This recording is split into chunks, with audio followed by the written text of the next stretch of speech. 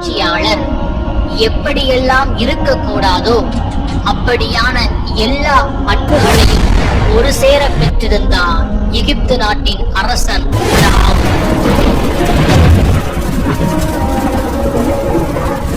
அவர் தன்னை உலகத்தின் அதிபதியாக கருதினார். தன்னை காட்டிலும் உயர்ந்தவர் யாரும் இல்லை என்று பெருமையடித்துக் கொண்டார். தன்னை கடவுள் என்று அறிவித்ததோடு மட்டுமல்லாமல் தன்னை போன்ற ஒரு சிலையையும் வடித்து அதனை கடவுளாக வணங்குமாறு மக்களை வற்புறுத்தினார். பனு இஸ்ராயலர்களை கொத்தடிமைகளாக்கி துன்புறுத்தி வேதனை செய்தார். ஒரு நாள் இரவு பிராவுனுக்கு ஒரு கனவு வந்தது. அதில் ஒரு தீச்சுவாலை பனி இஸ்ராயலர்களிடமிருந்து கிளம்பி அரண்மனையை கொளுத்தி விடுவதாக கண்டு திடுக்கிட்டு பயந்து எழுந்தார்.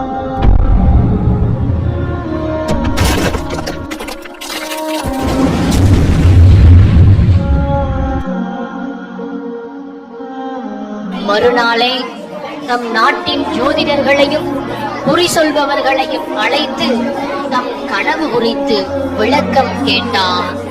அதற்கவர்கள் பனி இஸ்ராயல் சமூகத்தை சேர்ந்த ஒரு பெண்ணின் கர்ப்பத்தில் தோன்றுகின்ற குழந்தை பெரியவனாகி பிராவுனை அழித்து வீழ்த்தி ஆட்சியை கைப்பற்றுவார் என்று சொன்னதை கேட்டு கோபத்தின் உச்சத்திற்கு சென்ற பிராவுன் எந்த குறிப்பிட்ட காலத்தில் தோன்றுவான் என்பதை அறிந்து பிறக்கும் எல்லா ஆண் குழந்தைகளையும் கொன்று குவிக்க உத்தரவிட்டார்.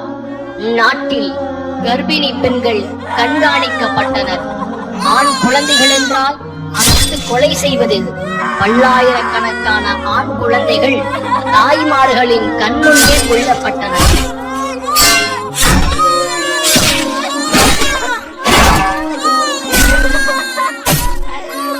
பிராவுன் எதை கண்டு அஞ்சினானோ அவ்விஷயத்தை அல்லாஹ் நிறைவேற்ற துவங்கினார். وفرعون ذي الأوتاد الذين طغوا في البلاد فأكثروا.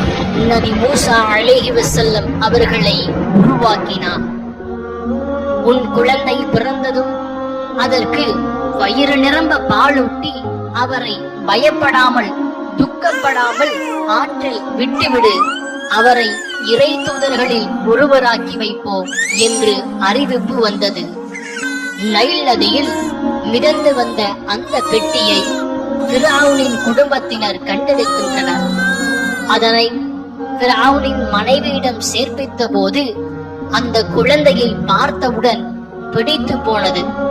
அதனை தாம் தத்தெடுக்க விரும்புவதாக சொன்ன மனைவியின் வார்த்தைக்கு பிராவுன் மறுப்பு தெரிவிக்கவில்லை.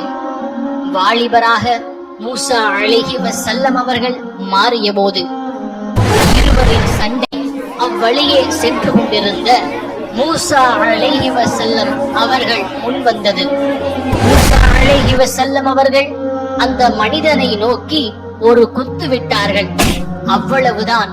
அந்த குத்தை தாங்க முடியாமல் அதே இடத்தில் செத்து போனார்.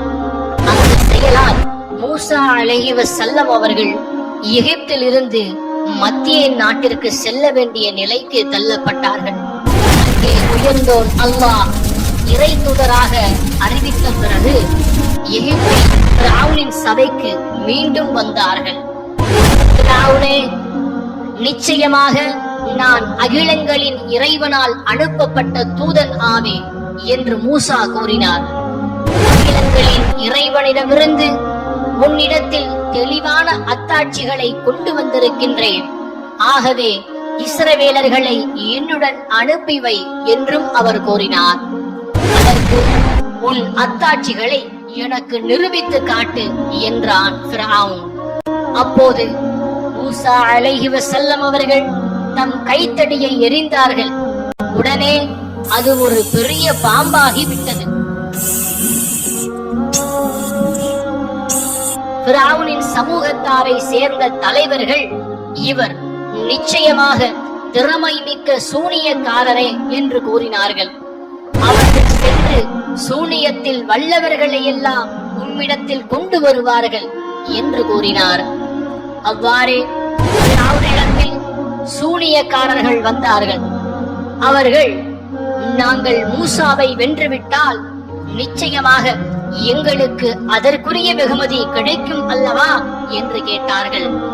ஆம், உங்களுக்கு வெகுமதி கிடைக்கும். இன்னும் நிச்சயமாக நீங்கள் எனக்கு நெருக்கமானவர்களாகி விடுவீர்கள் என்று ஃபிரௌன் கூறினான். மூசாவே, முதலில் நீர் எரிகிறீரா அல்லது நாங்கள் எரியட்டுமா என்று கேட்டனர். அதற்கு மூசா அலைஹி வஸல்லம் அவர்கள், நீங்கள் முதலில் எரியுங்கள் என்று கூறினார். அவ்வாறே அவர்கள் தம் கைத்தடியை எறிந்தார்கள்.